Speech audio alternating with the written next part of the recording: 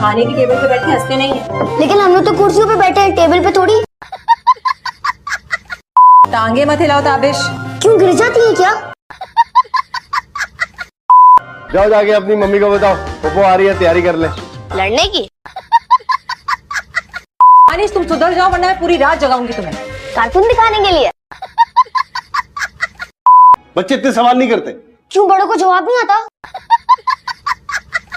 खबरदार जो कोई टीवी के सामने आया। तो क्या टीवी के पीछे से कार्टून देखेंगे?